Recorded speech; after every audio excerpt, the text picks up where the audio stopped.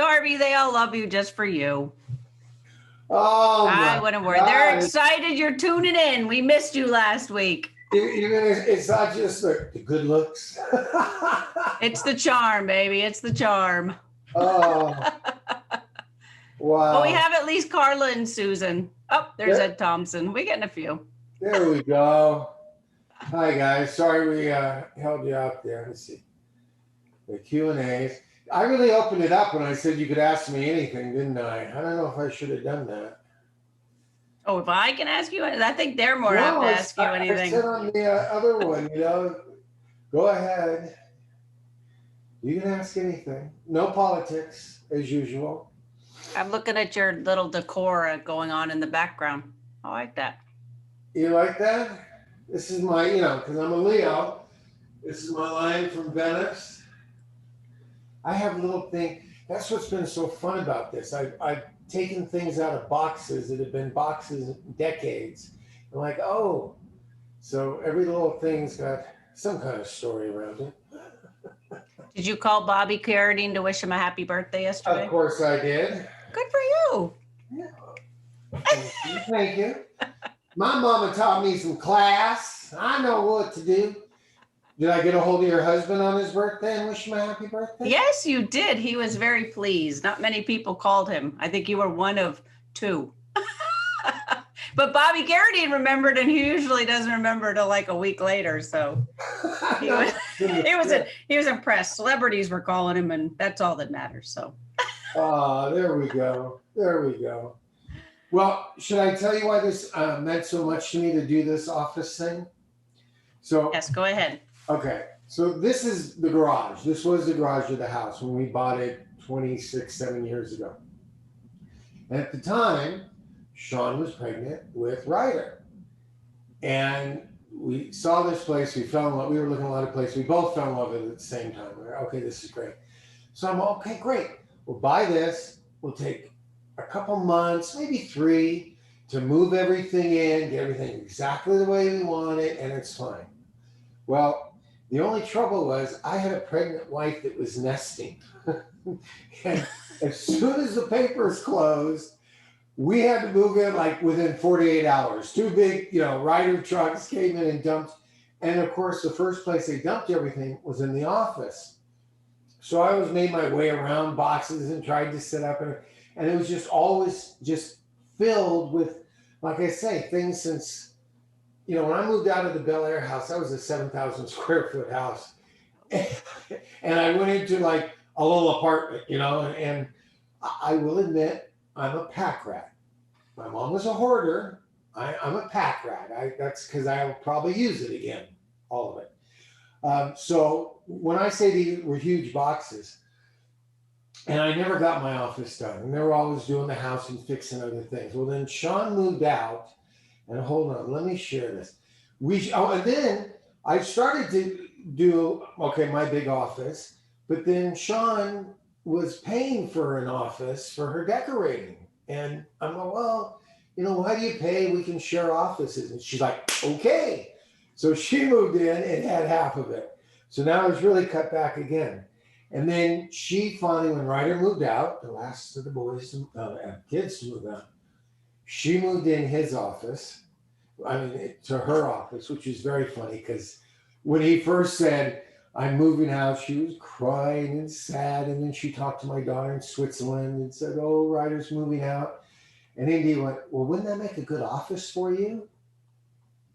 Next time she saw Ryder, so when are you going? So here's your hat. What's your hurry, right? Right.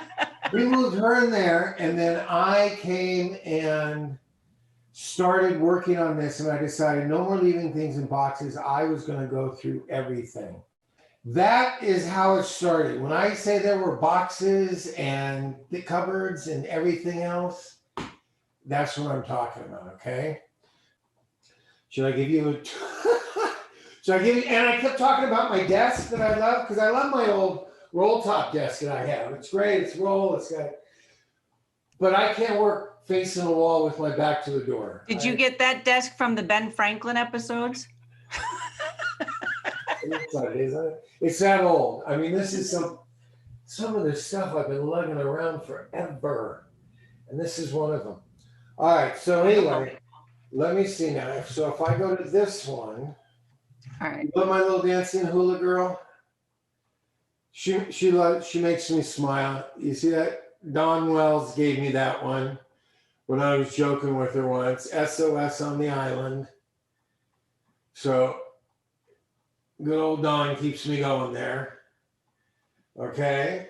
And now I don't have everything finished. There are some pictures here that still have to go up. And we have the family ones. Where we go in here? Okay. This whole back here, I collect pins from all my travels. I have boxes and boxes of pins, which have never been opened. But I plan on putting all the pins back there. This is me and Nick, my first. And then this is the bookcase now with. You have to go slower, Darby. We're trying to take this all in. Sorry. This is a bookcase with all fun little things. These are all the wooden lovely things I got in Romania when I was filming there. This is a very rare Israel Boone doll that they actually made. Aren't too many of those. Oh my! I mean, like who made that? Who produced that? You know, I think there was a whole fort they did with the Boone characters. Oh my gosh! So it's like a series. So there's like a Fess or like a Daniel and that and. Right. But all the experts, as far as they know, this is like the only Israel one that they could find. And I was very lucky to get that one. Wow. I was going to say, I've never seen that before. That's cool. Yeah, it is, isn't it? And these little guys are so cool. These are what the kids in Bulgaria play with. You know, they don't have that electronic stuff. So you do this, and it's like a little bear washing. You got to hold it up a little higher. He was too low. Playing guitar. Okay, hold on. Let me get a good one. Here, our skiing one. Can you see that one? See? Oh, wow. That's cool. Whoops. Yeah. Don't break it. High-tech toys. I know, like I say, these were boxed up forever. Romania.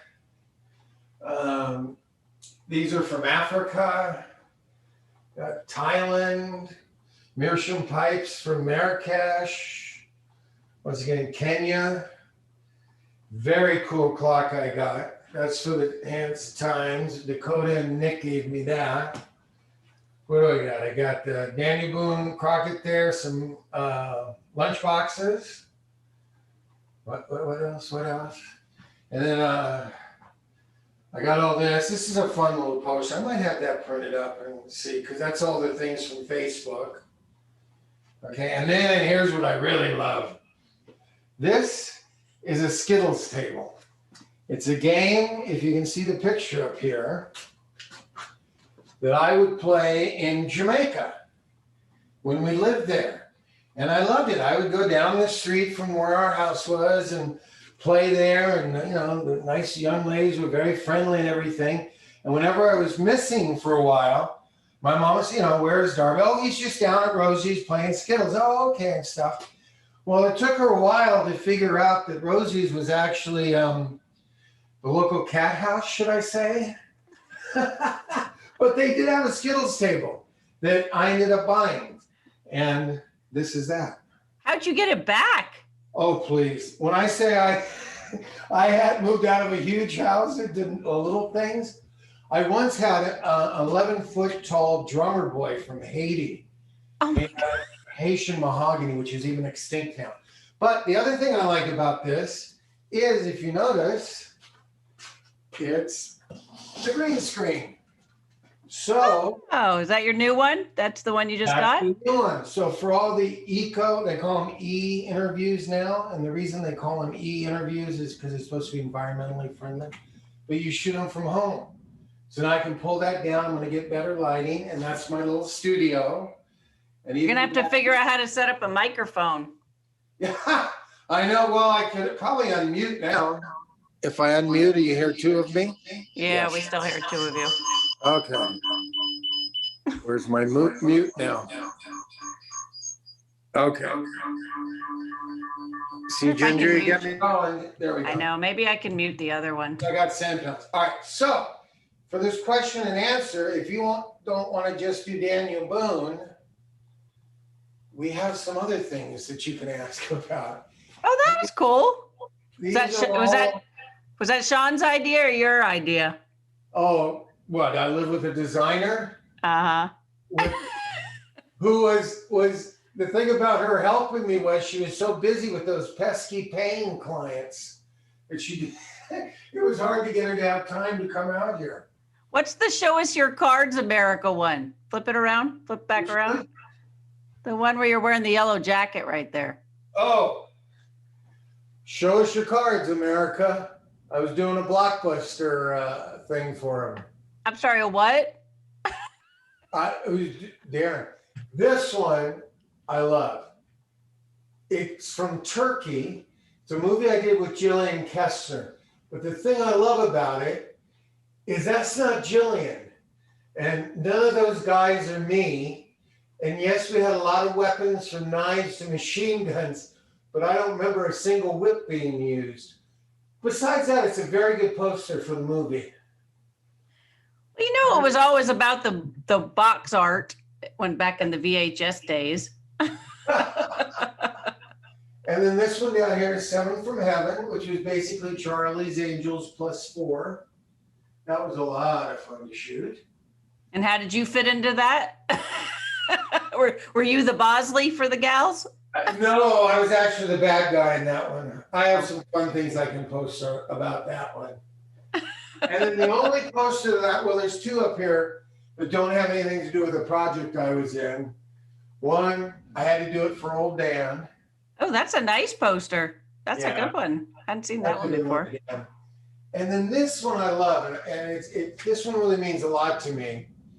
I was touring China on the ship, and they were, giving us a tour of how well they were taking care of people, and they were going to people's homes. And I just turned this one, I said, oh, I really like those lions, because I'm a Leo. She said, oh, here, you must have it, through the translator. And I'm like, oh, no, I was just saying, I like it. Oh, no, you have to have it now. Because if you say you like something, they're obliged to give it to you. And I had absolutely nothing. I was a student on a bus. I had nothing to give them back.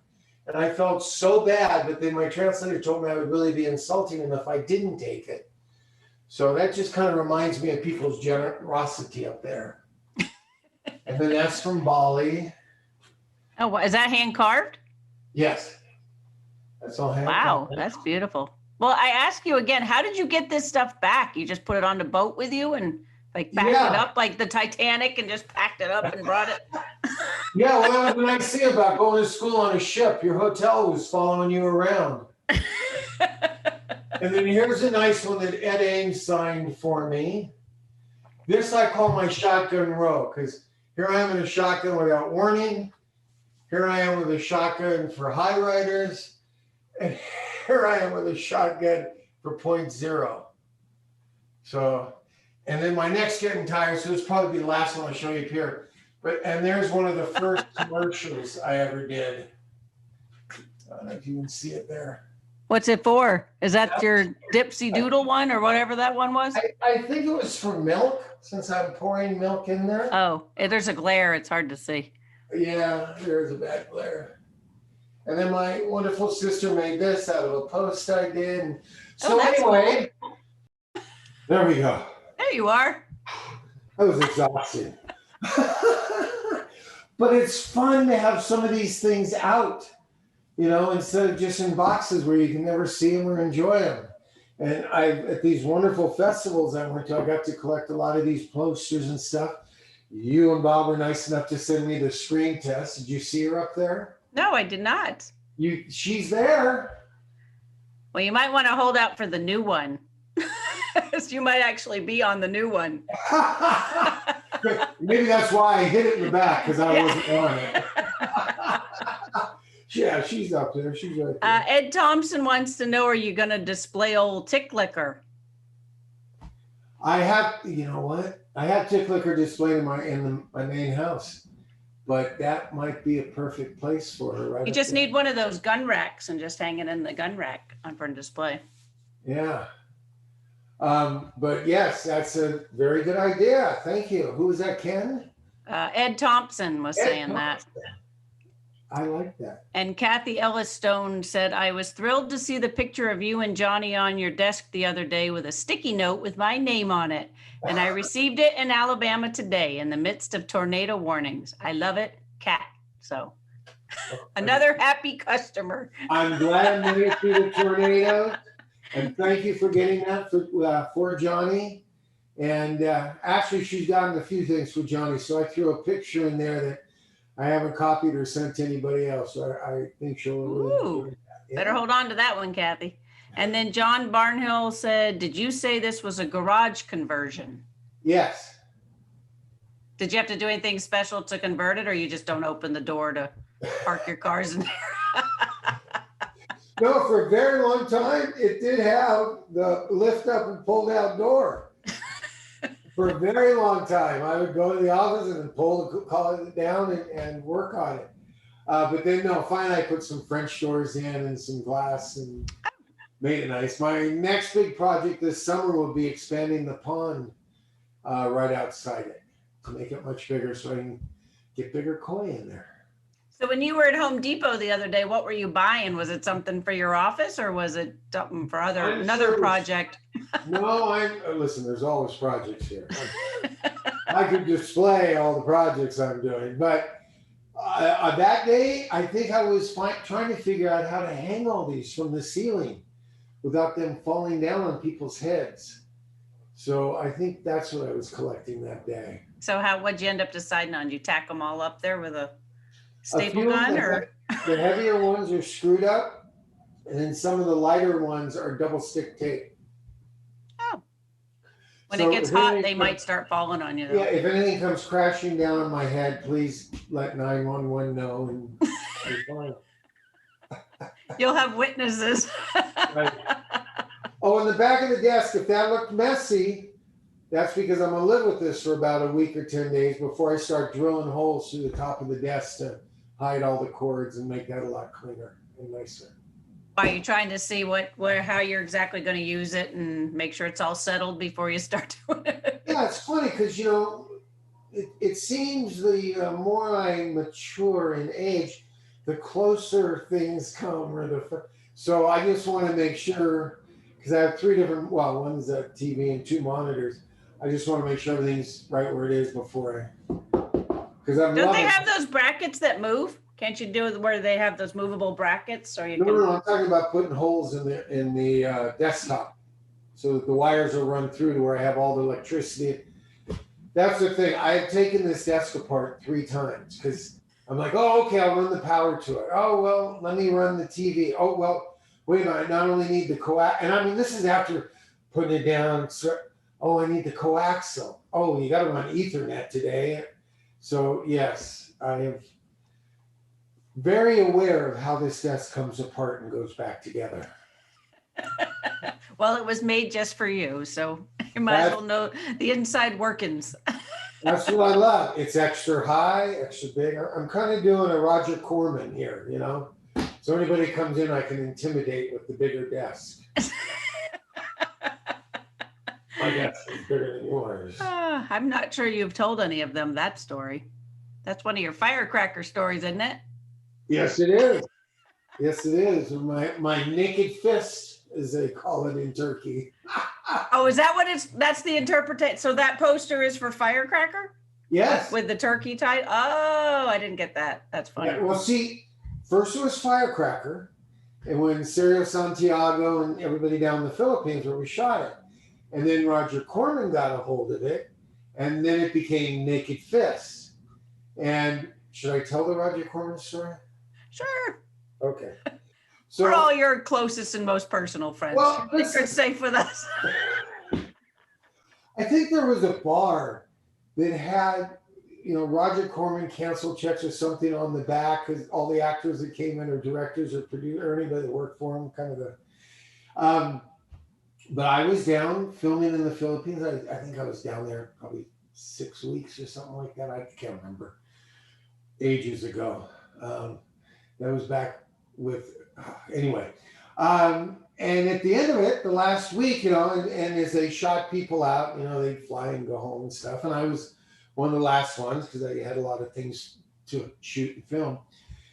And then the last day of shooting, I was like, okay, that's a wrap. And then everybody just kind of disappeared. And I'm like, well, I usually get paid at the end of the week. And there was no one there, but there was an airline ticket. So I got to get on the airline. I can't try to chase people around Manila to try to see. So I'm like, okay, I'm sure they'll send it to me in the mail and stuff. Well, it never got sent in the mail. And I kind of waited. And then I knew Roger Corman had come on and bought it. So, I would call up Roger's office and say, it's your Darby Hinton. Be on hold forever. Nothing was returned. So then I'm getting a little. And I remember his office on San Luis City. So I finally drove to his office and I'm sitting down, the secretary, Darby Hinton, to talk to, Roger Corman. Oh, yeah. Kept me waiting there for over an hour, like almost an hour and a half and stuff. And finally, I'm like, okay, I can see this is going nowhere. So I just left. And I give up, no problem. I get a call about 3 weeks later, 2-3 weeks later. Hi, this is Corman Productions, and we'd love to do some reshoots with you for Firecracker. I said, really? Like, yes. I said, well, that's interesting. Okay, but I never got paid. And before I do any other work, I'd like to get paid. Oh, well, you didn't? Let's look into that. Let's see what happens. Oh, no problem. So they set up the date. It gets closer, and he was working out of a lumber yard in Venice Beach. That was his studios, right? And of course, since it was Roger, now they wanted to add a little more racy scenes to it and, try to make it more sellable and stuff, whatever. For those who haven't seen the movie, it's a love scene. They give me the call the day before. Here's your call time. I said, okay, but I'm really not comfortable doing work unless I get paid for the money that I had expected that nobody paid me. Oh, yeah, I'll be taken care of. No problem, next time. No problem. Show up the next day bright and early. And I had grown a beard or a mustache or some facial hair that I did not have in the movie. And I showed them like, oh, you look different. I said, I know. And I'm not going to shave it until I get a check for what I wanted to be paid. What? Oh, but okay, but you're in the first shot. We got to get your makeup and stuff. I said, is that? Now I was always brought up, the show must go on. You whatever happens, you got to get it for the show, which is another reason why I'm thankful that you let me do the reveal like this, because that's why I was up till 3:00 in the morning trying to get it all set up because the show must go on today. I shave, I do the makeup, and all the time in the chair, I'm like, I'd really like to see that check. Oh, yeah. Oh, come on, let's go to the set. We're just going to line up the cameras and everything. I said, line up the cameras? Yeah, get in here. Jillian's there, lovely Jillian. Especially a lovely naked Jillian is there. She wasn't naked yet. No, we weren't. You're right. It's been a while since you've seen it, I'm guessing, Darby. But, we crawl into bed so they can light everything. And I go, guys. And they're like, yeah. And then they finally said, okay, let's shoot one. Pull the covers back. I walked out. I said, no, I'm sorry. I've been saying this all day, and I'm not going to go any further. I just, I expect to be paid for what I did, and I didn't like those shit. I walk out, and I start going down the long hall to my dressing room.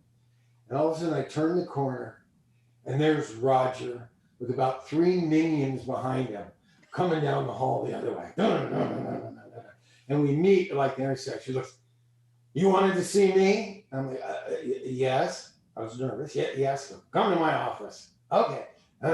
Go into his office. I'm not kidding. A taller desk, lower chairs that you sat in. So he's like this. And I was like, oh, this is Roger Corman. He could hire me. He made Ron Howard and everything. Gave him his first directing thing. And I'm sitting there, and then he finally looks and goes, this is very unprofessional. Oh, you're like, oh. That's all he had to say. Because if I considered myself anything, it was professional. So I kind of told him how I felt about it and how I felt he had been treating me. And I was, And he takes out, I said, you want me to shoot it? Just give it. So he takes it out, throws down the checkbook and starts writing. I said, oh, and by the way, Can I have today's pay on that too, please? Did he? Yes. Well, that's good. And I cashed the check on the way home too. Now, needless to say, I never did another Roger Corman movie, and he didn't let me direct the next one if I just did this one. But oh god, that was fun. But that's a Roger Corman story, true Hollywood, working in the lumber yards of Venice, California. Now, was he the producer on it when you started it, or did he buy it and then he became the producer on it? So he wanted to add some scenes to make it more marketable per se? Correct, exactly. Gotcha. Yeah. So the Philippine people wanted it to be more the action and the martial arts and all that stuff. And he had to, of course, put the gratuitous nudity and sex scenes, which was very popular back then. Oh. It's actually in a series called Machete Maidens. And it's because Pamela Greer, who's a great friend, relative of Rosie and everything. She did a lot of those prison outbreak things, and a lot of things were filmed back then in the Philippines. But yes, Machete Maidens, a lot of naked women running around with swords and knives. For no apparent reason. But they ate it up, I'm telling you. Oh my gosh. Easier, quicker, simpler times back then, right? Okay, let's see what else we got. Carla Craybaum, I love what you've done with your office. Lots of neat pictures and great memories. Yes. Sandra asks, enjoying the tour, what is your favorite movie that you were in? That's so hard because I had fun doing them, and there's different reasons for people I got to work with, or there's no favorite really.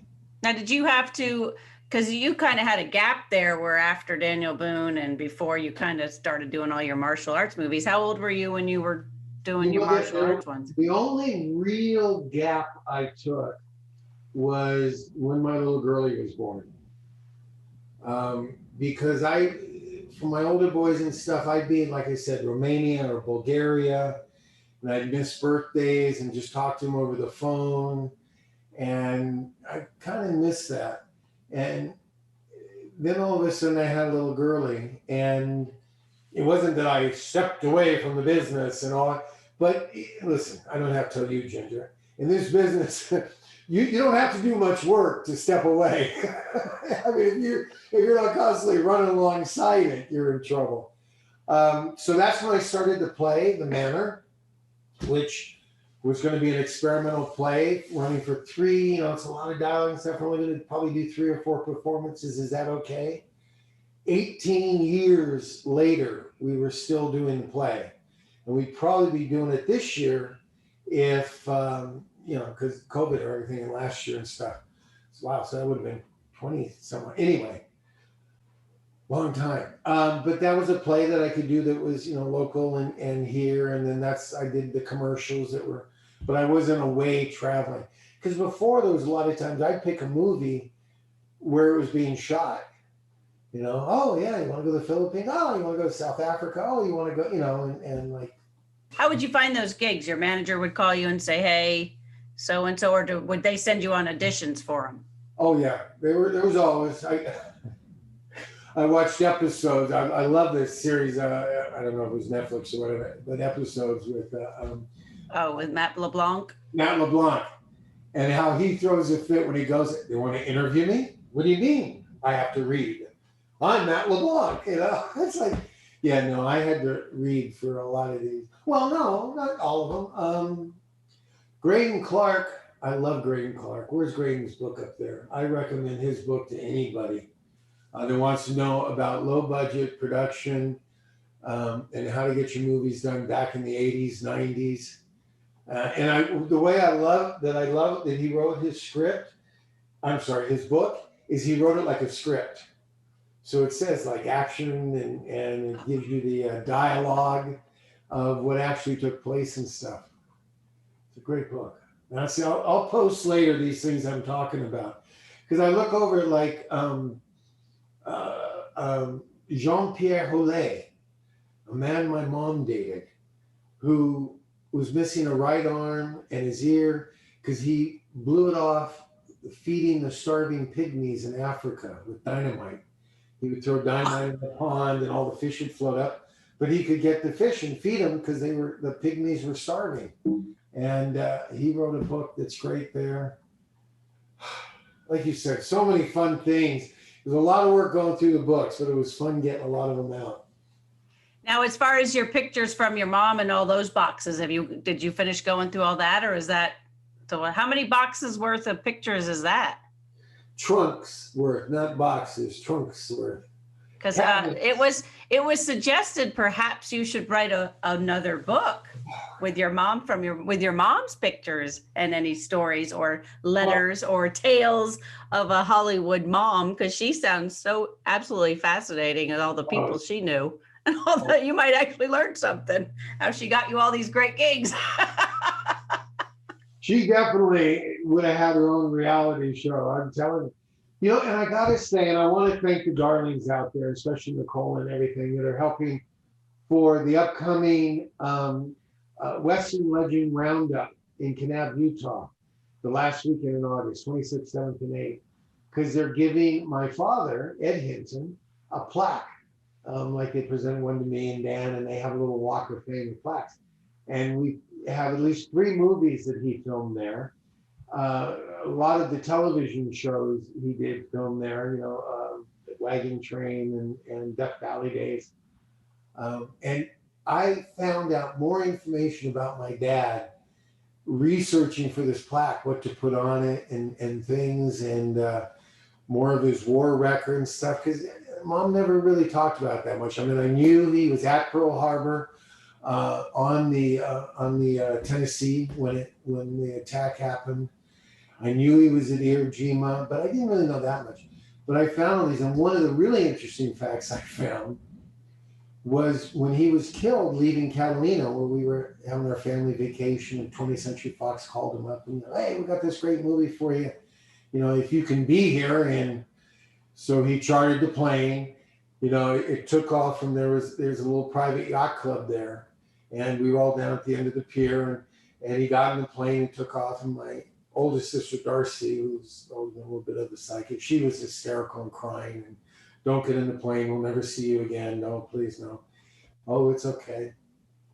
The plane takes off. He has the plane circle the harbor once so he can wave goodbye to us. And it was, again, I never questioned Mom on how does a seaplane crash between Catalina Island and mainland LA when there's nothing but water. But that's what these newspaper articles said and stuff. And now that I'm a pilot, I know about eddies and stuff. So when they circled the harbor, they had that thing called the California eddy, which is the wind that comes all the way across the Pacific, hits Catalina, and then it's like a big wave breaking on the shore. It goes like this. So when he circled the harbor, it caught that, and it just pushed the plane into the cliff. Oh, wow. And it crashed and broke apart right in front of all of us. And they had to tackle my mom because she was trying to swim across the pier to get to him and stuff. So there's an uplifting story. I know. Yeah, but it's not politics, so we're still within our realm. But the thing I just found out. Yes, let's talk about something happier. Well, and this is very happy. The thing I just found out is they were calling him back to Kanab to do the movie. Oh, seriously? That's where you're supposed to be going. Oh, and wow. I love Bonnie, who helps run the whole thing there. She's got this plaque. We're dedicating it to Dad. And because of that, we're having a huge Hinton reunion. I got my family flying in from Hawaii, down from Palm Springs. We got people come from Washington, Seattle, Washington. And we were all gathering there. So for a lot of them, it's their grandpa. And for some of them, it's their great-grandpa. That's began this class, but we're all looking for it in August. By the end of August, all this craziness should be gone, and we can finally get back to seeing people and hugging people. And I'm really looking forward to it. So it's August, not April. You had written April first, so I know. I scared my son because he's coordinated coming out. Yeah. My mom was an only child. My dad was an only, had an adopted sister that I don't think lived too long. So there were never big family reunions. There weren't, but all of a sudden now, guess that's what happens when you have 5 kids.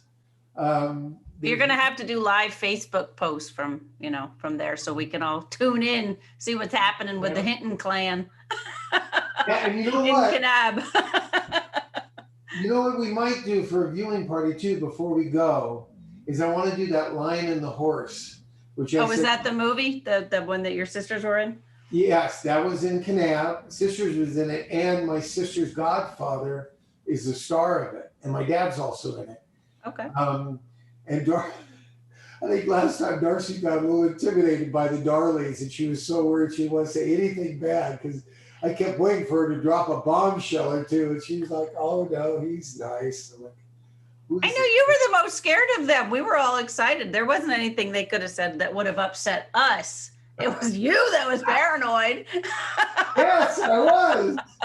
I've been there during family discussions. I know how those can go. You know how deep that rabbit hole can go, huh? Whoa.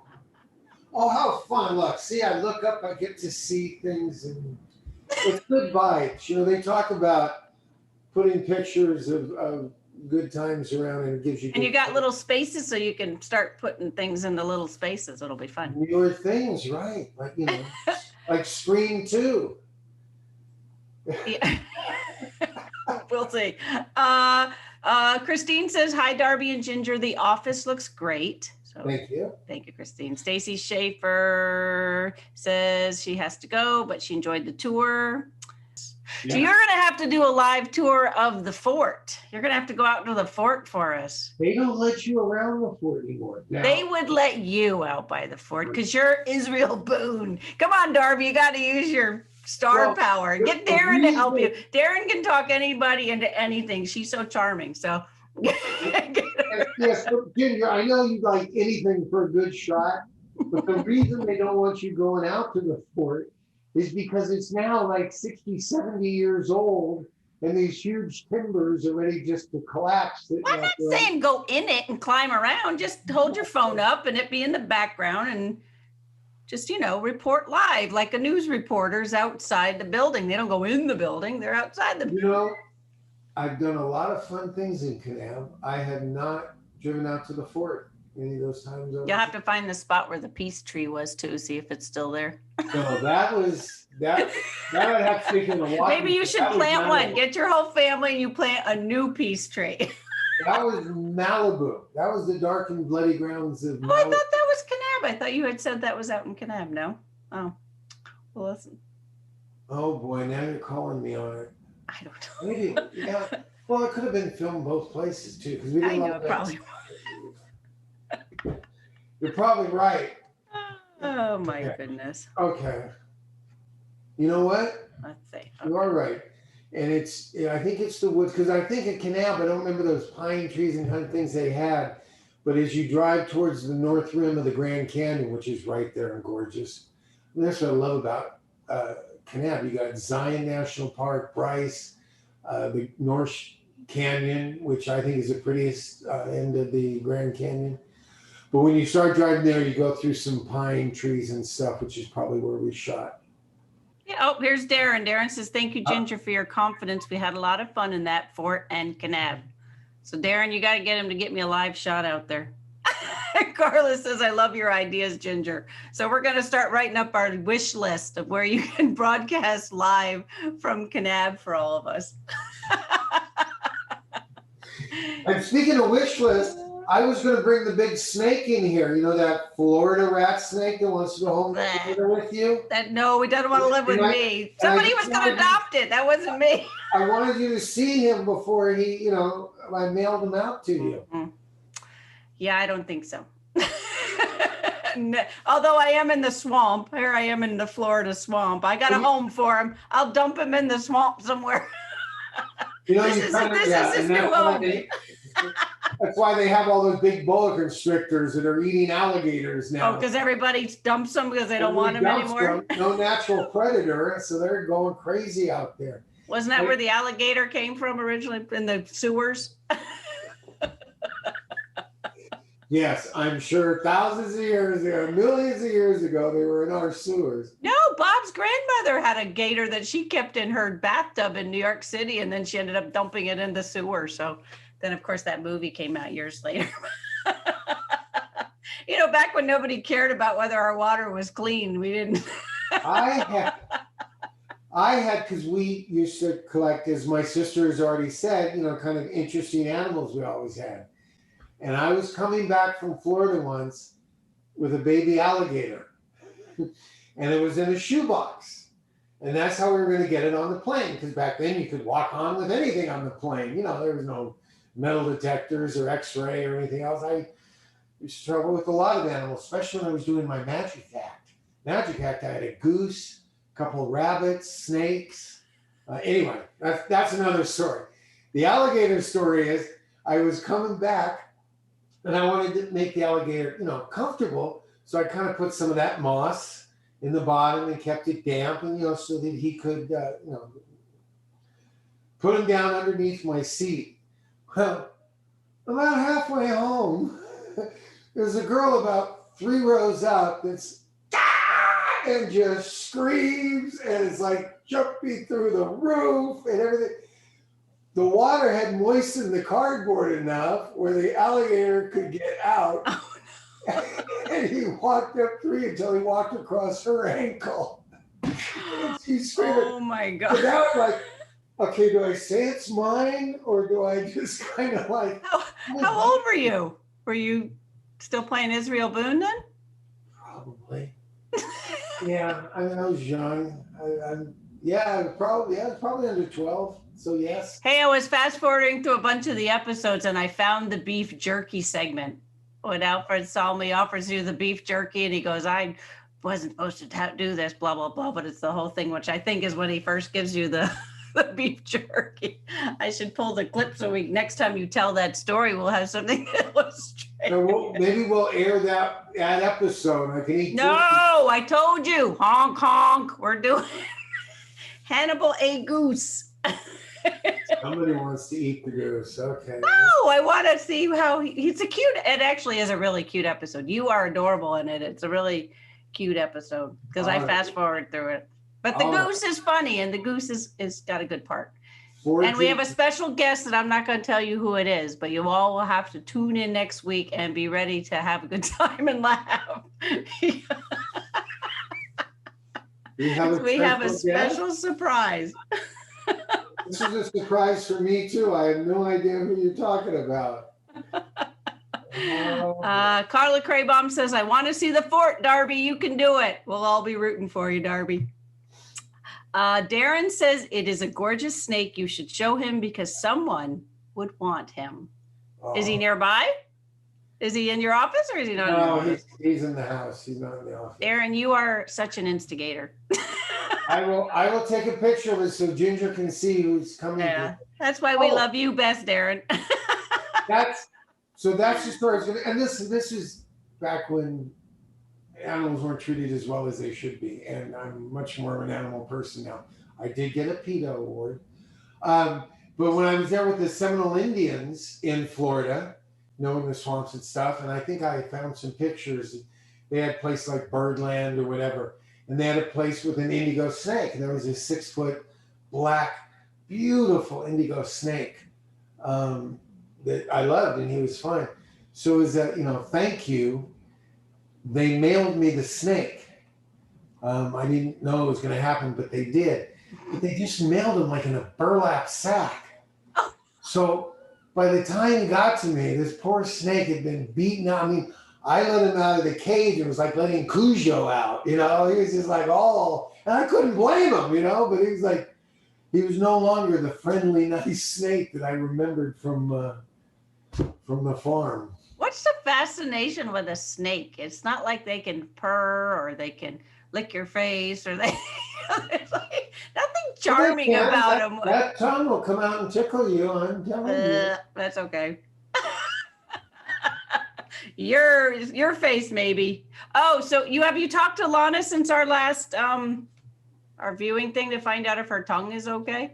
Oh no, I haven't. She posted that picture on her personal Facebook page. Her shot of her doing that. Somebody must have taken a screen capture. posted that on her page with like no real explanation of why or when or whatever. She's a hoot. She sent me a thank you and what a fun time she had. So I assume she's in good shape. Yeah, that's true. No, she was good. We should have her back for something else because that was pretty fun. And it was fun to watch Wild Wild West. And I have to tell you, this is another funny one I found as I was going through your Daniel Boone episodes, doing my research. There's a scene when you have a bear cub. Remember this, where I have the whole bear and you take him inside and the mama bear comes to get the baby bear back. And Daniel goes outside and the bear... I swear to you, it is so fake. It is hilarious, but it's obviously somebody in a bear suit goes running up to the front door. But then then Daniel runs around the back. But when Ma opens it, it's obviously it looks like a real bear. But I mean, and then when Daniel comes back around the corner, it's obviously a real bear that's at the door. But it's like goes. I'm going to have to pull the clip because it is so ridiculous. It's almost as ridiculous as, did you see my screen capture of the body that went over the cliff? Yes, and it really was an Indian dummy that has to pull. I remember the bear inside because I put the pictures in the book. They wanted that bear cub as my pet, but Fess lifted up and he bit Fess really hard. And that was the end of the. Yeah, he grabbed it by the neck, I guess, in that same episode. Yeah, but and it was kind of antsy when it was with you too. So I thought that probably figured they could control the goose if it got upset. But although there's some clip I found when apparently Pa and Ma are kissing each other and she's holding the goose, and you can see Fess literally push the head down of the goose like.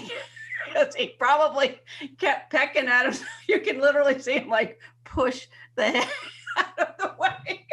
Well, as long as he didn't wring the neck, you know. I fling him. Aw, that would have been not very okay, nice. I got a good bear story for you. Okay. I don't know if I told your husband this, but you being in production would love this. We go off. First, I shot that movie in Russia, and we had such a great time. And the studio was great, and the people. And they were really going through a rough time there, so they weren't getting paid anything. I think the crew was earning like $7 a day. Now, mind you, rent was like $3 a week or so. So anyway, but I came back and I talked to Greg and I said, Greg, I got some great connections there. So we were going to go do a movie there, and he came up with a great little script. Family gets separated in the woods. They're on a camping trip. And a bear comes in the middle of it and chases the kid off into the woods. And he goes there. Meanwhile, this prince from outer space crashes because his planet was under attack. And they crash on Earth and they have a big, adventure. Did you say a prince crashed from outer space? Yes. What is this movie called? This is a movie you were in? Yes. Oh my God. Stacey Shaver needs to find this movie for me. Oh, look, it's a very fun one. And Tony Curtis played the dad and everything. Oh, but so that's what it was. Basically the Little Prince, and also Grady was like, great, I have 2 kids in the woods. No big effect, we'll be fine. And it was just at the beginning of some special effects because I think it was a Game Boy or something comes to life. The Earth kid had a little Game Boy where the kid from outer space, it actually evolved and came out. Anyway, it was a very fun script. I loved working on it. But why was I? Oh, the bear. So we looked, we go back to Russia and then we look, we go to Bulgaria because Bulgaria had, and I was one of the producers on it. So as you know, I did all the, advanced, where are we going to shoot, where are the costumes, you take weeks doing that. And I kept saying, we need the bear. Oh, no problem. We got lots of bears. No problem. Okay. Anyway, cut it down to where we're at the first day of shooting and I still haven't seen the bear. And it's the only thing that I don't have locked down. I have everything else locked down. No problem. Well, and the whole movie starts that this bear comes in and separates the family from the kid. So it's not like a scene that you could, change or something. Like, we have a bear. No problem. So first they come with a live bear, a big brown bear.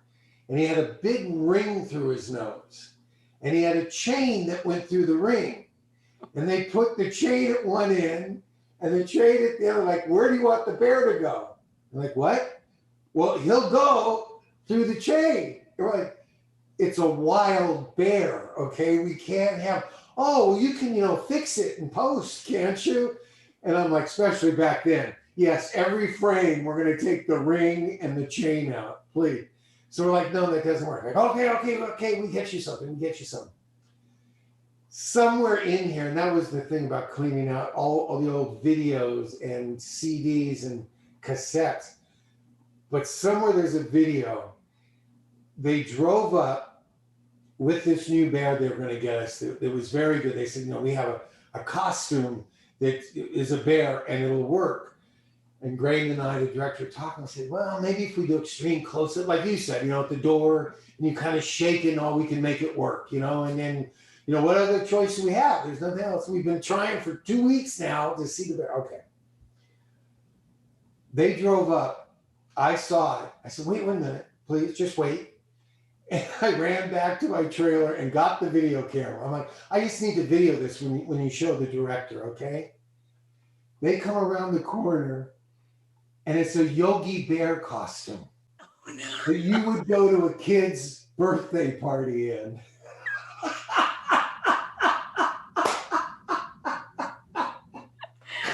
So after you got done laughing, did you go, no? No, then we came back here. We shot for about 4 days with Tony Curtis and a green screen, which was fabulous. But we went to the big wild TV animal park they have up here at Frazier Park, where they have, huge 8-foot grizzlies, and they had everything. And the funny thing about that was I took my son, my oldest son then, probably about 8 or 9, and I said, come on out, there'll be animals and all that. You'll have a lot of fun working, on the set today. Because usually I don't like people on the set. But this was an animal day. So I'm like, come on, let's go. And I take him out there. Now, the problem was, in Romania, we were in the lush, green, Romanian forest. Frazier Park is California desert, okay? SoCal desert. So we're looking around, and I get one of those big pump things, and we have green dye in it. And I'm going around spraying the stage brush green, at least, so things look like it. And my son looks up at me and goes, Dad? I'm like, yeah. He goes, is this what a producer does? But I have to ask, how did this meeting go? Did you sit down after reading the script?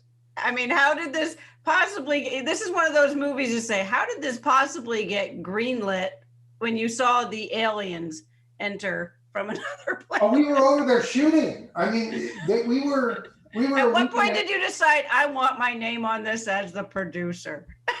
Sometimes you're like, what? Well, that was great. And I explained to my son, I said, yes, Spielberg is out there every day before the shoot, spraying down the scenes and the cameras. That may have been true on Jaws, but I don't think that's true on any of his other movies. And that was usually, is the shark going to work? Is the shark going to work? Is the shark going to work? And I look at his director that he loved. He used him on Hook. He used him on so many things. Dean Cundy.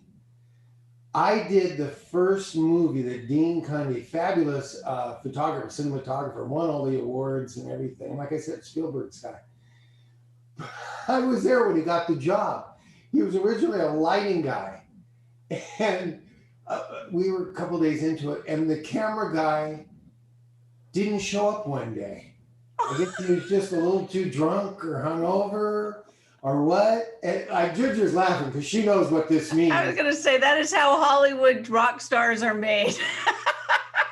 That's, when the crew cast, everybody's ready to go, but there's no cameraman. That can be a problem.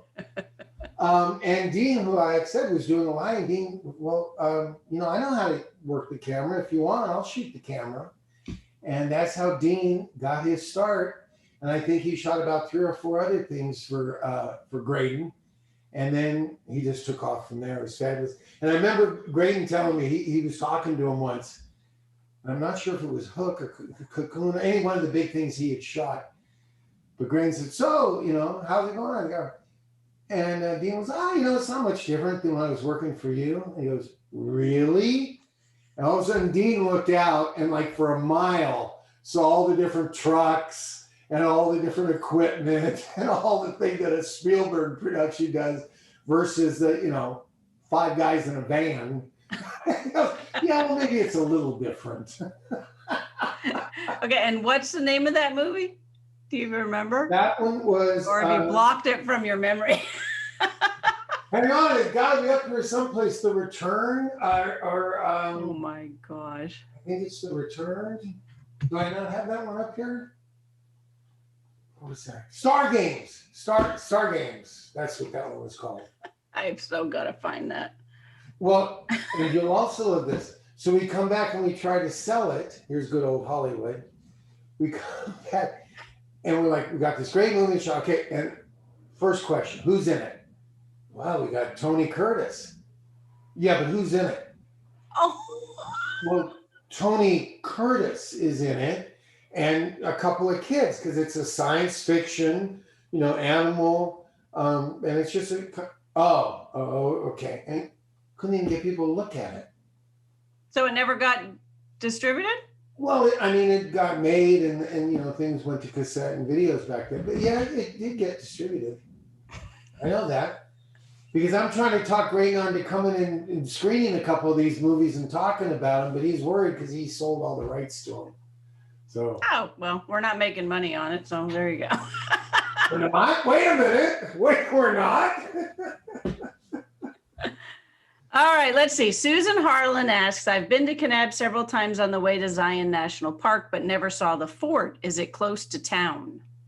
Is this to Susan Harlan that I owe the picture of me and Lana to? Because you're the last one to go out. You will get it, my dear. I promise. I promise.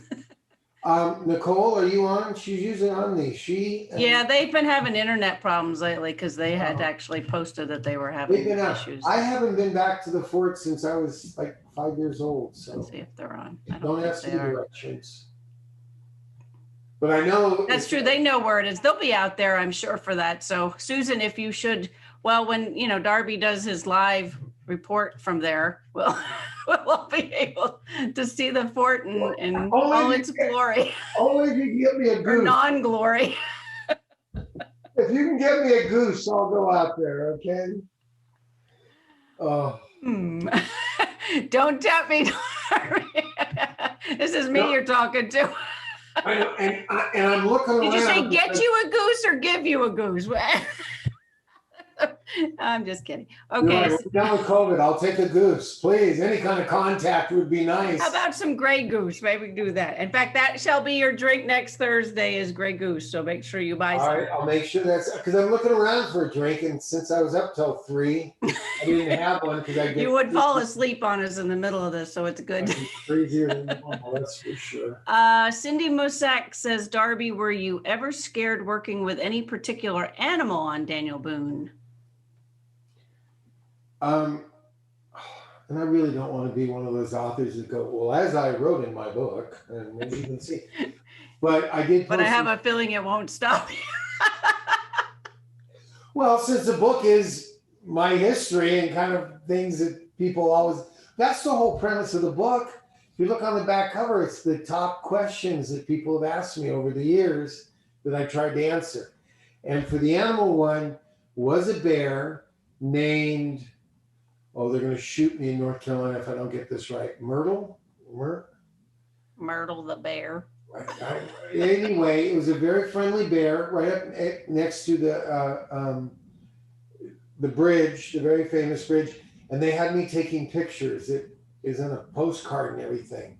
And the bear, when it stood up, was as big as I was. I mean, they were saying it's a little brown bear, but the thing was, they had him stand up on a sign that says, don't feed the animals. And then they thought, oh, what a cute shot. Go over there, Darby. Come on, get close to the bear. He's fine. No problem. Well, the bear turns around and sees a raccoon on my head. Now, he might be friendly to people because they fed him and stuff, but I don't think a raccoon has ever fed or been nice to this bear. because he took objection and he wanted to help me by getting that bear off my head with however he could. So that got a little hairy. But this bear wasn't in an episode. He was just there for publicity shots. I was going through North Carolina and Myrtle?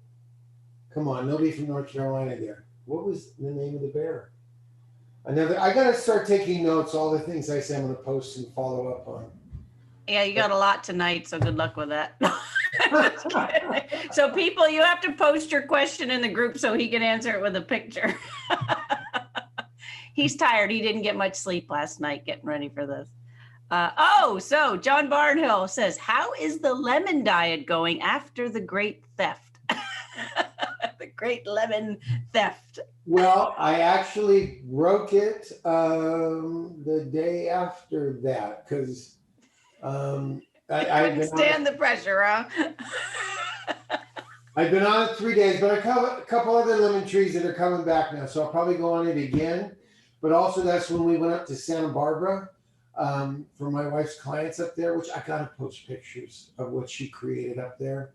I mean, she did fun things here in the office, but as a matter of fact, I'm going to make that a mission. Next couple of days, I will post pictures of what she did up in Santa Barbara.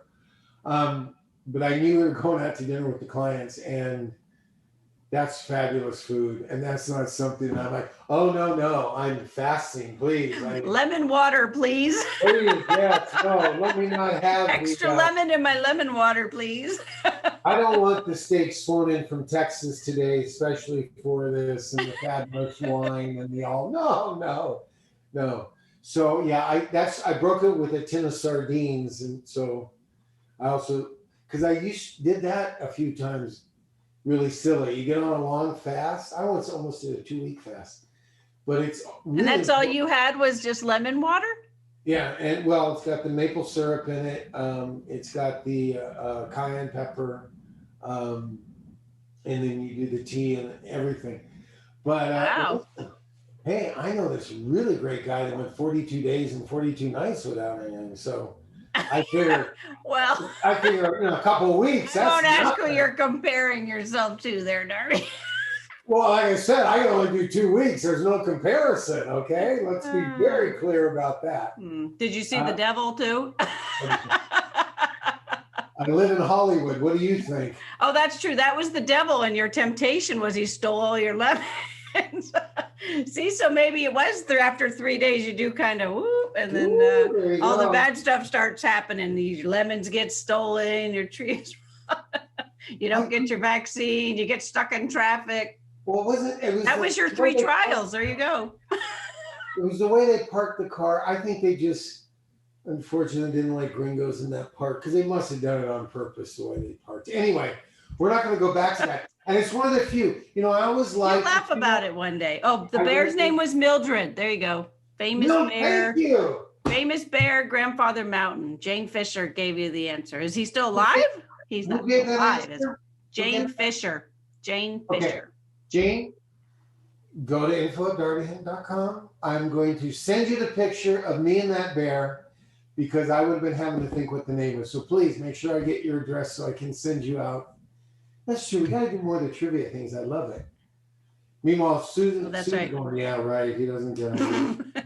Well, you were a thing late for whoever won before anyway. So on the other one, the one with the goose, the one with Hannibal. At least now I got a working area where I can actually see things. So you're not going to put your green screen back up. So you're going to have to keep that desk clean because we'll be able to see it every couple of weeks. Well, either that or I'll do it from the filming area. I can just reverse and do something over there at the camera. Maybe I should get that green screen that sits on the chair. I don't know. But I also like my soundboards for when I do the voiceovers and the recordings. I have those I can drop down on chains. So. Hey, I didn't realize you did the audio book for Bill Tillman and the Outlaws. Yes. That got mentioned the other day. I was like, I did not know that. That's kind of cool. That was an experience. Why? I'd say that. Well, Was it tricky? Did you have to make sure the recording was fine when you got it to them, or did you actually go to a studio and do that? no, that's the thing. I mean, I've done a lot of voiceover. There was a time when I was dubbing martial arts films from the Philippines into English.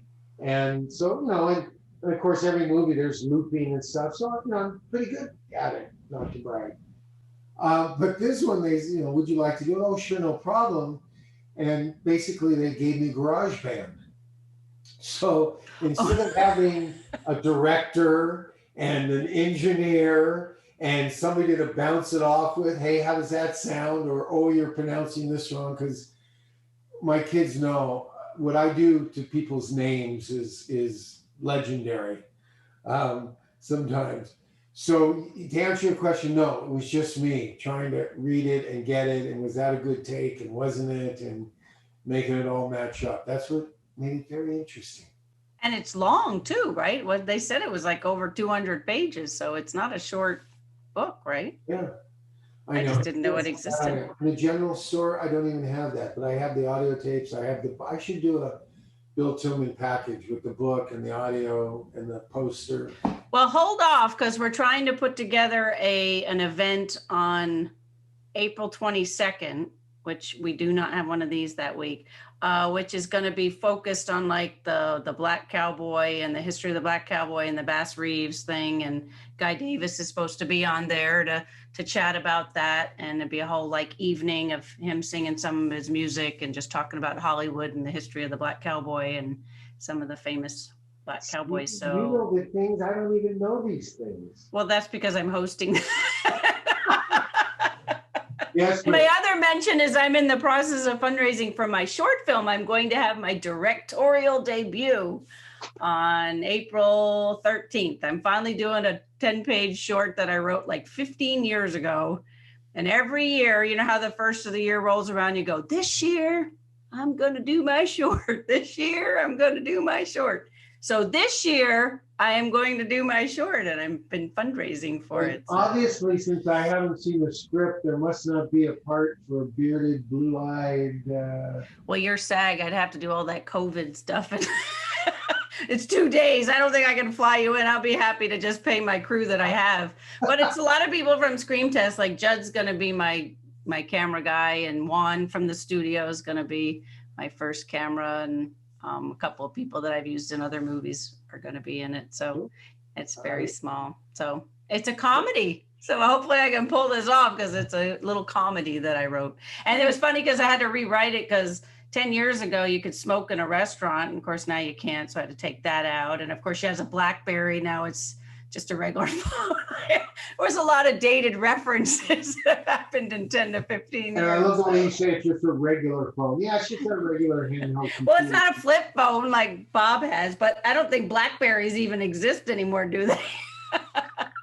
No, although somebody could bring one, because it has to drop it in the toilet. She drops it in the toilet. So, I have to find an old phone to drop in there.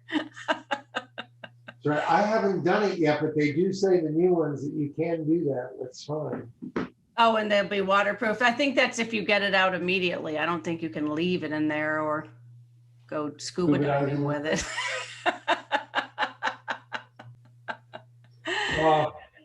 Should I make a note of these things that I'm supposed to post about? Well, particularly note about Jane Fisher and the bear picture, although she's supposed to email you. Okay. And Susan Harlan, make sure you mail her stuff. Jane and Bear. I talked to Jean-Pierre Hollet. I'll see if I can get a picture of him, because what a fascinating guy. I mean, you're talking a huge, and I was used to working around Fast and Ed, so big people. He was a very big person. And when I say he blew his arm off, he then, when it happened, because it went off quickly, he had to get into a truck, a pickup truck. He was by himself, drive himself backwards, he said, for like 4 or 5 miles, with his arm.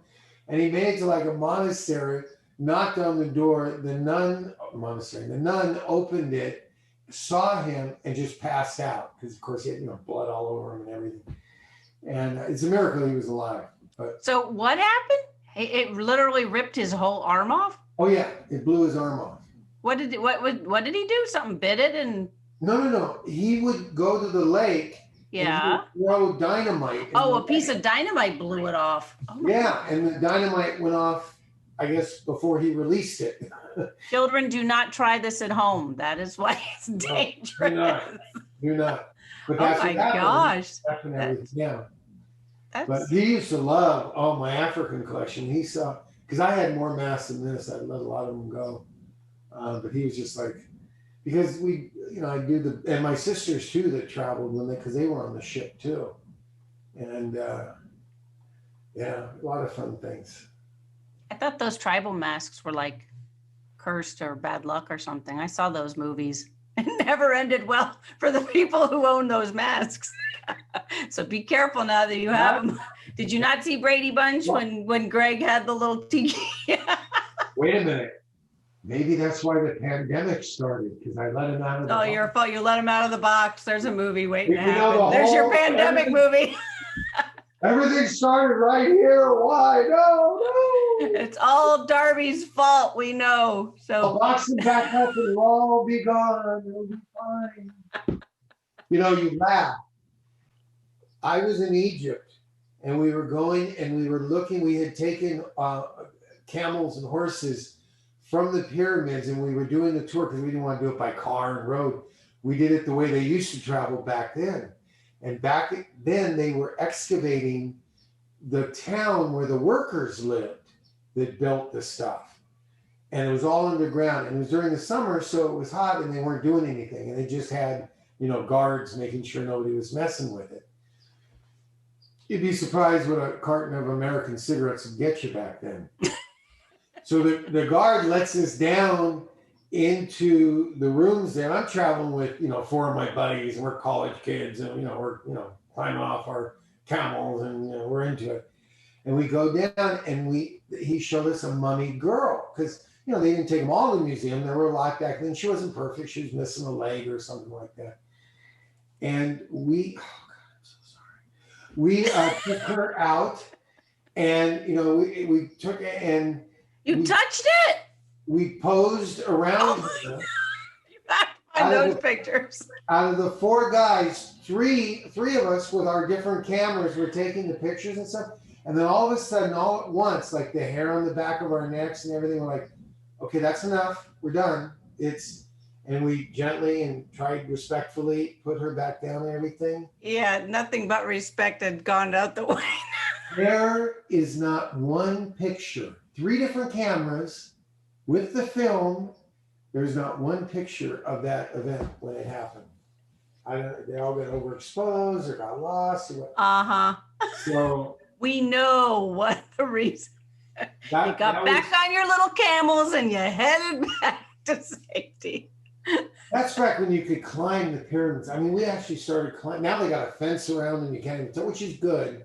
Because they're saying, oh yeah, people touching them is deteriorating them and stuff.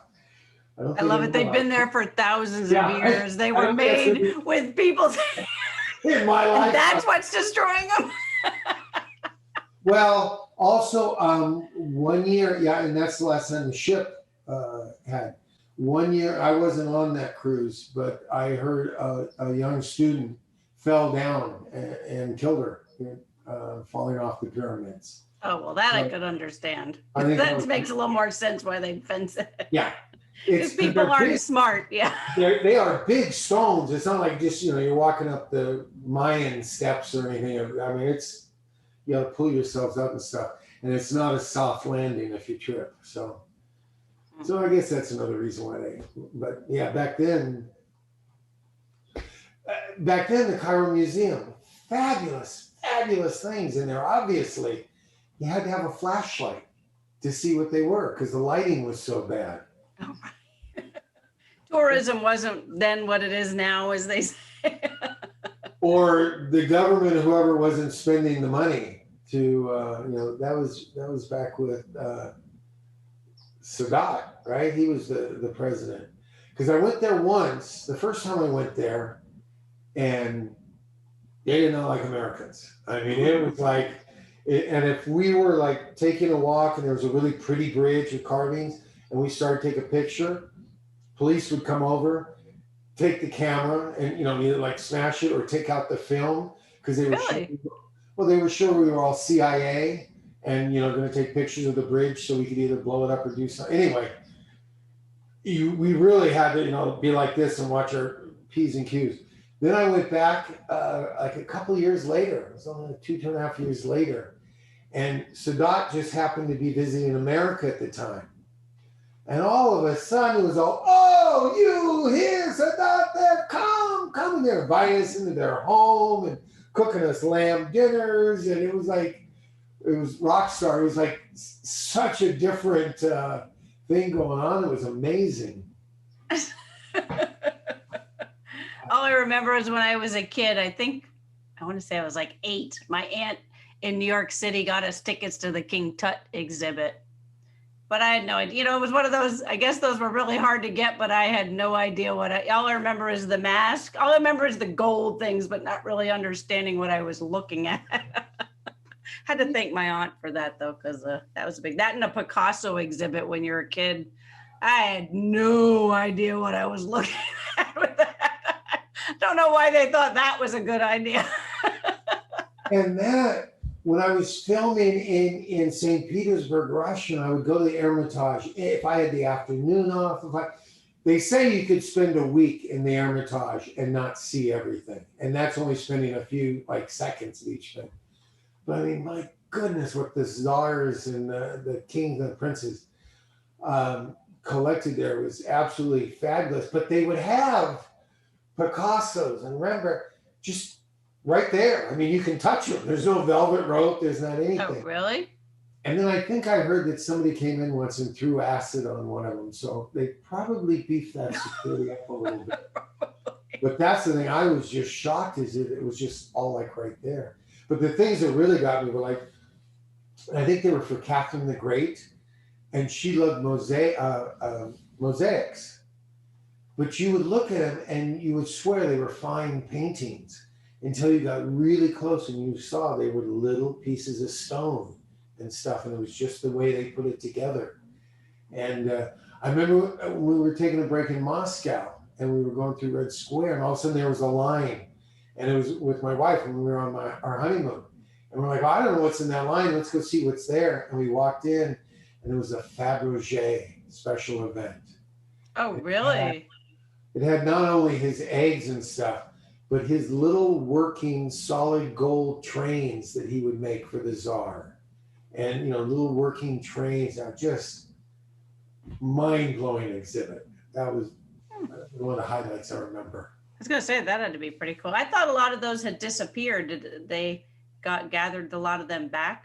I thought the castle got stormed and a lot of them got taken, but yes. Taken both ways. Taking it out and taking back. Okay. I don't think there were many original owners that still have a lot of that stuff. But it's amazing what czars and rulers like that can accumulate.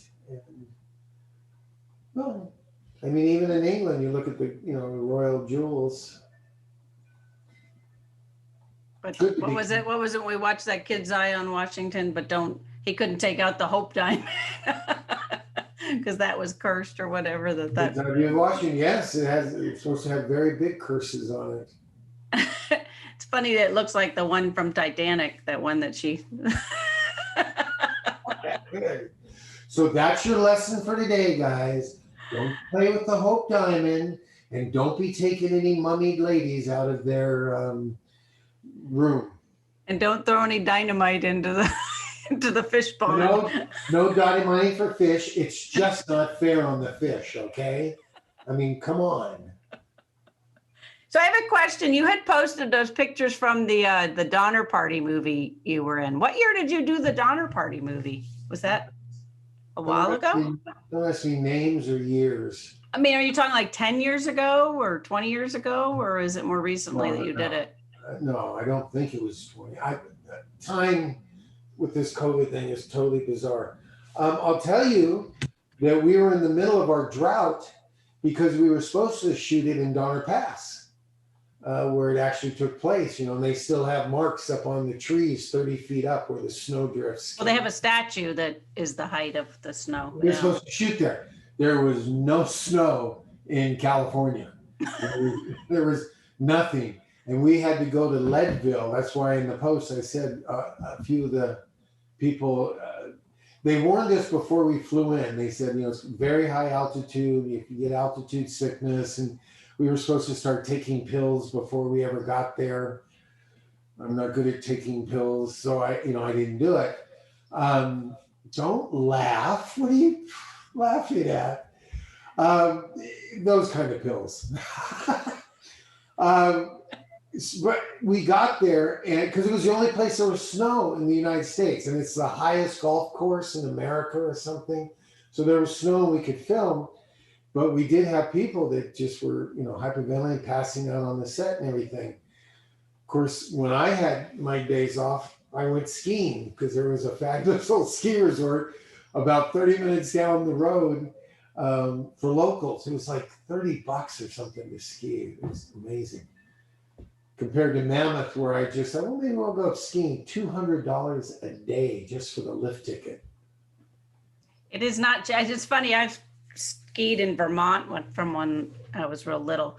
And so it must be funny for you too, because the skis have just, the gear has changed so drastically over the years. My father just bought new skis probably 10 years ago, but he was still using skis that had the little buckle that would just hook to your boot, and the boots were still like lace-up boots. Like this was ancient equipment, but it still worked. But if you lost the ski, remember, it would flop around and whack. Oh yeah, hit you in the head. I remember the last time I rented, because I used to own all my pairs, and then I rented. I said, "Oh yeah, let me have some 210s." They're like, what?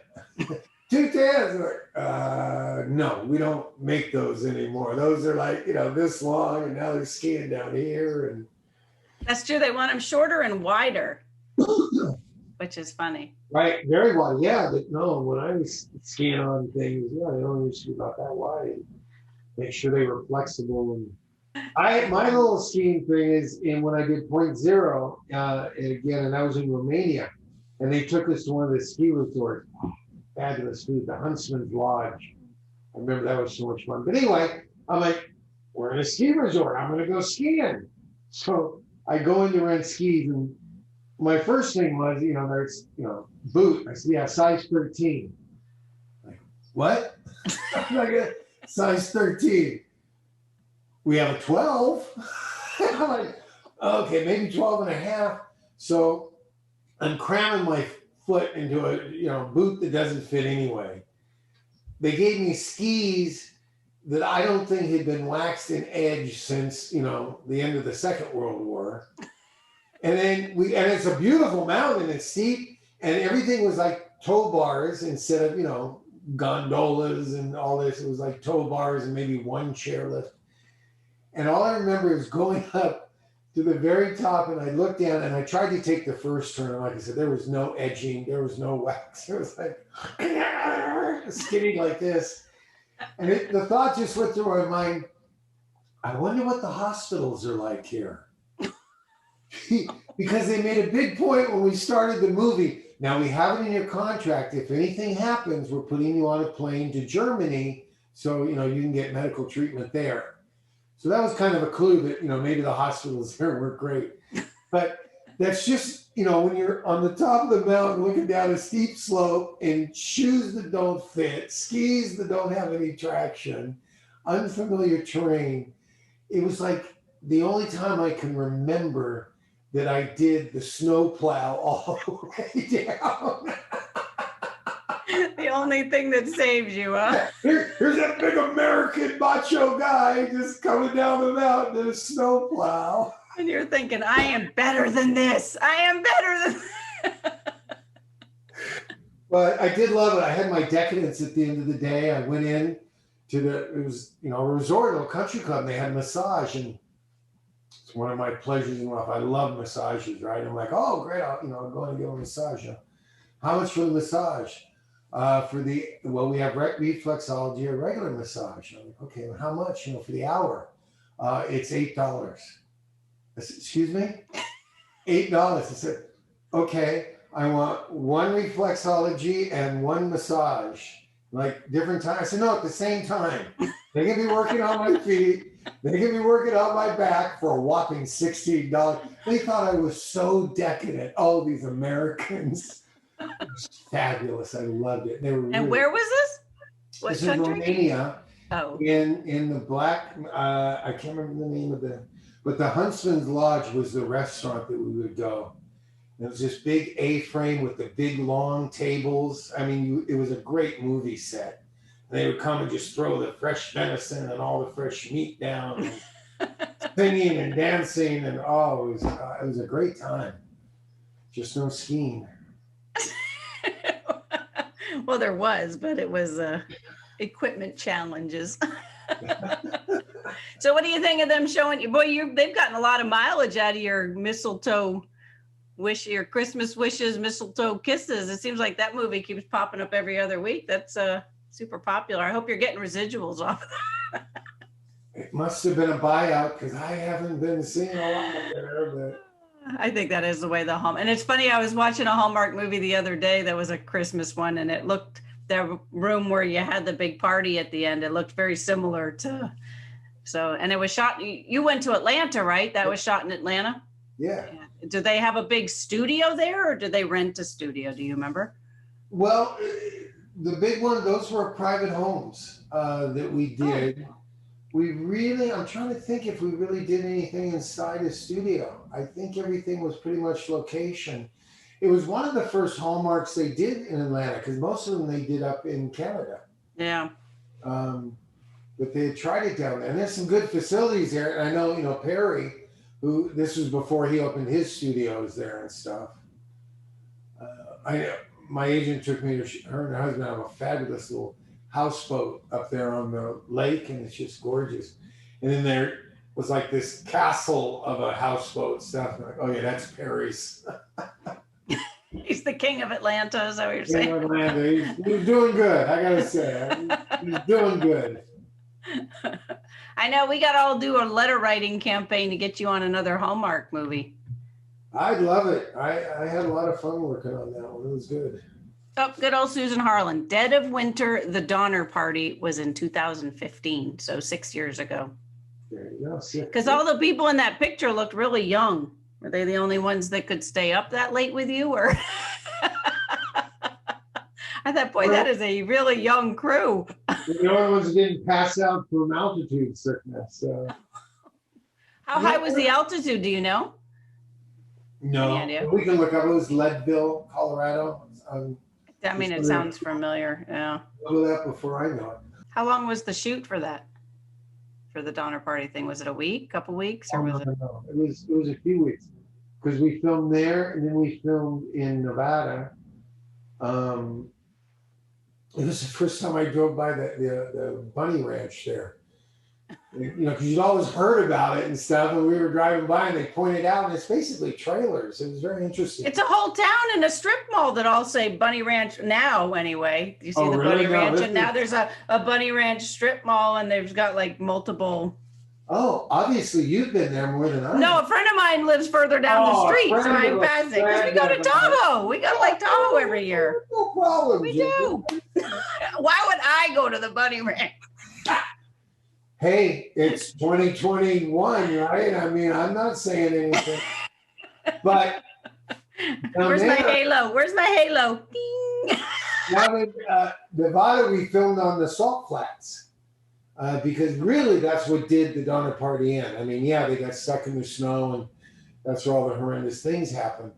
But what got them there was crossing the salt flats, because they were following a guy that didn't know what he was doing, and No, it turned out it was a guy that had written a guide that had never taken the path before. That's what I said. He didn't know what he was doing. Well, there's a beautiful museum there now, and they just built a couple of years ago, because it used to just be the statue that was the same height, and then they had like a building. Well, now they actually have a whole museum that has what items that were recovered, and then just different things about the area, and I guess the locations of where the houses were, you can still kind of visit. But it was really interesting, because I know my kids get tired of it. But I've said that a couple of times with him traveling, when you're driving across country. I said, can you imagine doing this in a wagon, and you don't know what you're getting into or where you're going? I mean, could you imagine pulling up to the north rim of the Grand Canyon? Like, oh, Shouldn't have taken that left turn at Albuquerque, right? To quote the great Bugs Bunny. Everything's kind of flat, and then all of a sudden you come up to the Rockies, and you're like, oh, okay, let's go that way. But I still don't know how Daniel Boone would go from North Carolina into Kentucky and find people. Well, not being tried, you don't want to be noticed because the Indians would get you. But there's some surveyors we want you to go deliver a message to. Okay. I don't know how they did it. Fess Parker was in some movie on Grit today called the Jayhawkers. Is that right? The Jayhawkers. Jayhawk. Hawkers. So it was weird to see him in a big fist fight. Of course, he was wearing just regular clothes. He didn't have his, and he was a bad guy, good guy in the end. And I recognize his voice. That's the only reason I said, "Is that Fess Parker?" Sure enough. So I don't know what year that movie was, but I wasn't Ted White doubling him. I love him in Them. I thought he did a great part in that too. Them. Oh, yes, where he's that goes out of his mind. That's right. That's what got him Davy Crockett. Disney saw that. You're sort of like them, Davy Crockett. Like that doesn't even compute. Yeah, but who's going to argue with Walt, right? Oh, you got it, yes, sir. That's true. Walt says he wants you. You go. So I saw Kurt Russell had a birthday the other day. You should try to get him to be on our show. He's like in 2 episodes, isn't he? Yeah, he did a couple of them. He's sitting around doing nothing. No. Nobody bugs him to do anything. I mean, listen, Kurt is really funny. My wife actually did some work with him and Goldie before I knew her. That was one. Oh yeah. Yeah. So we kind of traded Kurt stories. It's probably been a long time since you've seen him, though, huh? You don't run into him at the local watering hole. Well, I used to spend a lot of time up in Aspen. I had a house up there that was with the first wife and stuff. And I would take months off and just ski up there. And Kurt would come up there because he loved to fish. I mean, anytime he's driving around the fishing poles in the back, he loved fly fishing. And I ran into him a few times up there, and we always had a good time. I never followed up on it or did anything, but he's one of the guys I admire. I think he's handled it all really well and done really good. He's had a long career. Long career? A very long career. Oh my goodness. Hour and a half. Oh. You had a lot to say, apparently. Yeah, I was the only one talking, Ginger. You didn't say a word. Well, they only tune in to hear you, Darby. My world's not that interesting. You sit there so quiet from your Florida swamp. Your snake is going to live in. See, thank you. You accepted it. No. But I won't just send it in a sack. I'll make sure it's packaged. You're not going to send it at all. Right. Because I will mark it return to sender. To quote the great Elvis, return to sender. I'm putting that down here. Send picture of Ginger's snake. Okay. Okay, that could be, no, don't write that. Oh, your wife sees that, she's going to be like, what? You're going to what now? No, she would probably be very happy to see the snake get a good home. Well, it won't have a good home at my house. So, I'll feed it to the gator that's in the retention pond behind my house. Do you have a nice big one back there? Yeah. I mean, big enough. Enough that it doesn't flood our house when it rains a lot, so that's good. Enough where I'm sure my little dogs would be an appetizer. Yeah, but I let my dog out, and usually the coyote would get her more than a gator would get her. So my wife hiked every morning, and she just took pictures hiking the other day with just a pack of coyotes that were kind of around her. Because she used to take the dogs, but then a couple times she got a little worried. Yeah, now she can't. No. I don't know. They're kind of unpredictable. I saw one night. I opened, the light went on and you look out the window and there it was. It was a TV moment. Freaked me out. And I went to get my camera, and of course it waited, and then of course it took off as soon as I tried to take the picture. Camera shy, huh? Anyway, so okay, so next week Who's the surprise guest next week? you'll just have to wait and see. It is not the Indian woman. I'll just say that. She would be nice to talk to. Anyway. But anyway, so we're going to show episode 2, which is I don't know how to pronounce it. Ticka with a whatever. That was the answer to our trivia question of what episode that Nancy Johnson got right. What was the first episode that Hannibal was in? Hannibal a Goose. And just so you know, Nancy did get her picture for getting that question right. So I am good. I'm getting caught up on all of it. Well, good. Well, Susan anxiously awaits hers. Oh, but you have to take it over to Lana and get Lana to sign it too. That's right. As soon as you promised that. I did say I'd get Lana to sign it, didn't I? So yes, I will. And she happily agreed. Okay, she did. No pressure or anything. You just slip it under the door, never slip it back. Right. Well, I'll get in my space suit and go over and. Oh, right. You do have those suits. You guys got to go in slow motion, though. Go ahead. I'm having a blast here on the show with you. Sure there.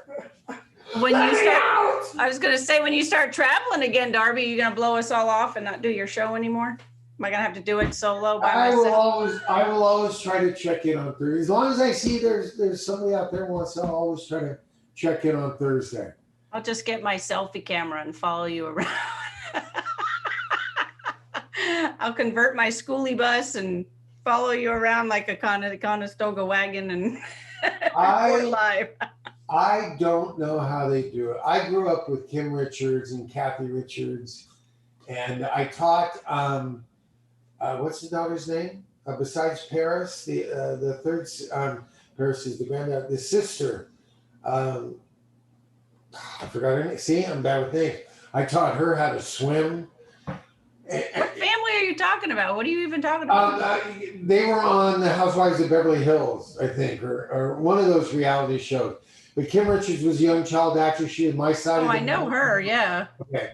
And then her sister, Kathy Hilton, it was Kathy Richards. She married a Hilton, and then she's the mother of Paris Hilton. Oh, I did not know that. Wow. And they even did a reality show, Being Hilton's or whatever, where she was teaching etiquette or whatever it was. But I couldn't do that. I could not be where there's a camera following you around constantly in your home. I mean, even here, the office is one thing. My home is my home. That's why I go there and I can turn all the Hollywood craziness off. I couldn't, no. No. Well, now that we know how you feel about it there, Darby. Oh, wait, a couple more answers came up. Wait. So John and Christy Kistler, Ginger and Darby, we want to thank you both for sharing your talent, stories, and time and continuing to entertain us. We appreciate it more than you know. Love you both. Aw, that was nice. But it's time to go. They're kicking us off. Like, okay. Well, wait a minute. Susan Harlan says, this has been fun. Thanks, Ginger and Darby. Yeah, they do sound like they're wrapping it up. They're in case you don't know, they're like the guy on the screen. Where's the hook? Where's the hook? Thank you, Ginger. Wait. There's 2 more comments. Wait. Christine says, uh-oh, tornado sirens are going off. I need to switch to the Weather Channel. Thanks for the evening. Enjoyed it. Oh, my goodness. Oh, my Bill. Be careful, Christine. Carla Craybaum says, I want to thank you both for such a great evening. Your stories are always interesting and so funny. Darby, I can tell that you put a lot of hard work into that office. You did a wonderful job. Thanks again for a great evening. And Darren, your sister, said, Kyle Richards, you taught to swim. Thank you, Darren. Yes, he was going to be troubled by that all night. I was. And their mother went crazy because I let Kyle go under the water. And oh, yes, that was fun. Why'd you just scoop him up and toss him in the deep end? And if you saw, and I got to put that picture, I haven't put the family pictures up here yet. I grew up with an indoor swimming pool in the middle of the living room. So my sisters and I were all taught to swim before we could walk in case we fell into the pool. So with my kids, it was always like that. I just taught them how to swim when they were still in diapers and stuff. And I would spend time over at the Richards house because I loved their dad. He had the three daughters and no boys, and I had, a house of all women, my mom and two sisters, so we kind of bonded. I was actually over there more than for the girls. But I said when Kyle was a little baby, I'm like, come on, I'll teach you how to swim. And you do that and you blow air in their face and you take them underwater and you show them it's not scary. But the minute I went underwater, Kathy Richards' mother was also named Kathy. So the grandmother just ran to the edge of the pool and thought I was trying to kill the baby. And Oh no. oh yeah, that was fun. All right. Well, on that note, Darby, I guess we will let you go. But thank you so much for. We'll see if they can bring up charges. Darby Hinton tried to kill Kyle Richards. Well, you're going on record here saying that's not at all what you were doing. Your intentions were only good. Only honorable. I've only ever had honorable intentions. No matter what you hear, no matter what you've seen, I've always had honorable intentions. And on that, we should call it a night. All right. Well, enjoy your new office, Darby, and we will catch up with you next week. Thank you so much, everybody, for tuning in. I love Sorry, all we kind of went rogue, and if he forgot anything that he needs to send you, send him an email at info@darbyhinton.com. That's it. And maybe he'll check it.